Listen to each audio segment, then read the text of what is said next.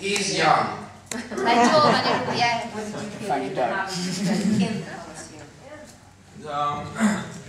Really hard to describe the sensation of walking into the Coliseum and having the whole place to yourself.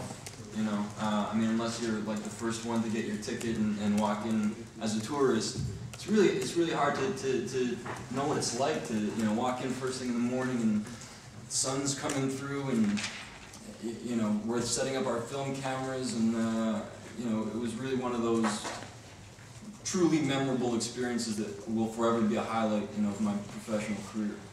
Ma devo dire che è molto difficile descrivere quello che si prova nel mettere piede e essere completamente soli praticamente all'interno del Colosseo e averlo tutto per te, perché a meno che tu non sia il primo della fila, quando aprono i cancelli a comprare il biglietto è molto difficile che tu possa provare una sensazione di questo genere.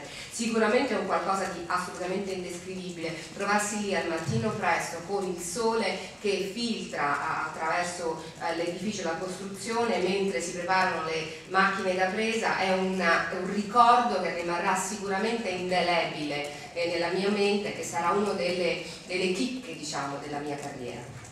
But you really said what I would say is to be inside a place like the Coliseum that's so beautiful and has so much history and is so magical. I mean, that's the feeling to describe it. It's very magical to have it to yourself, essentially, as the sun's coming up and you just take it all in while you're inside this amazing structure and everything. It was truly one of the coolest, for lack of a better word, experiences of my life personally.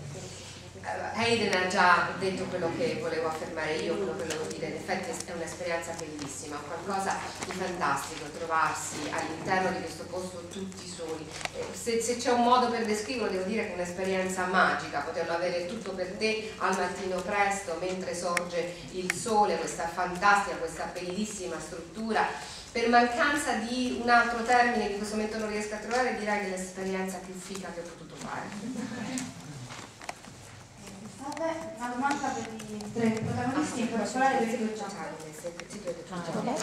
due jumper.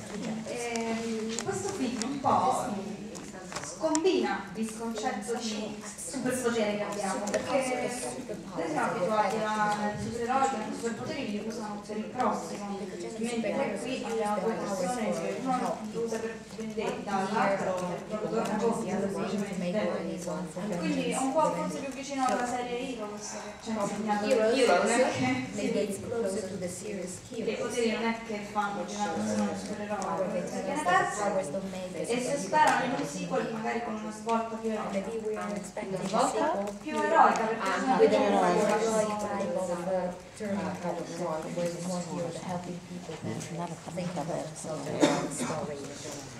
Yeah, I think that's really one of the really great things about this film is that it doesn't really ascribe to all of those archetypes that we associate with this genre. Typically you only have one protagonist who has this rare ability. In this case, there's myself and Jamie Bell, and the implication that there's many more. So in that respect, it's just very original and Innanzitutto, in effetti è proprio così, anche perché questo ci dimostra, ci fa vedere che non è un film che assolutamente segue gli archetipi che abbiamo e che conosciamo in questo genere di film. Innanzitutto perché generalmente in un film di questo tipo il protagonista è uno, c'è un solo protagonista che è dotato di questa rara capacità, invece qui già siamo in due, io e Jamie Bell, ma si lascia intendere, viene detto implicitamente che ce ne sono molti altri, quindi da questo punto di vista è sicuramente molto originale. I mean, I think that with the massive influx of the comic book genre in the last 3 years, I mean, Spider-Man has had all 3 movies out now, and essentially, I believe that they're all the same movie. They're all telling us the same thing. He's going to fight for justice and freedom, and I think the purpose of this film is to just change that slightly. I think the idea that with great power comes great responsibility. I mean, what about the idea with great power comes whatever you want? I mean, I honestly think that in this day and age, it's a much more honest approach. It says something about the human condition. I think if you have access to whatever you want, you can take it. And I think the whole point of this film, the arc of Hayden's character, is really to go, the fact that I have everything I want is not making me happy. You know, I'm lonely, I have nothing. I have all of these material items in my life. I have the apartment, you know, I have the money, I have all of these great things. I can go wherever I want, but I'm not happy. You know, I have no human relationship. And, you know, he has to face the consequences of that. And I think if that's the story of this film, I think it separates this from the rest of those other comic book genre movies.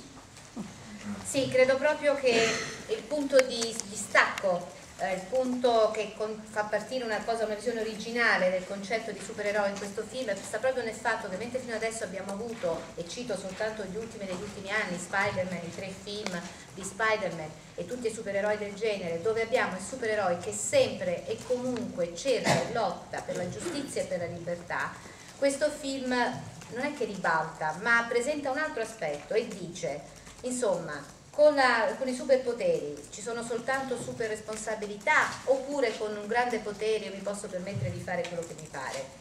In questo senso mi sembra anche un po' un approccio onesto, schietto, sincero. Se hai accesso a delle possibilità, com'è possibile pensare che uno non provi a utilizzarle anche per se stesso?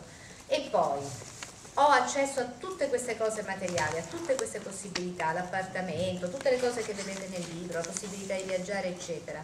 Ma questo non fa di me un essere necessariamente felice, perché non ho rapporti umani. Quindi questo film pone in modo diverso il fatto che avere i superpoteri non vanno usati soltanto, possono non essere usati soltanto con senso di responsabilità, e 2, però, se non li usi magari con questo senso, non è detto che tu sia felice. That's okay.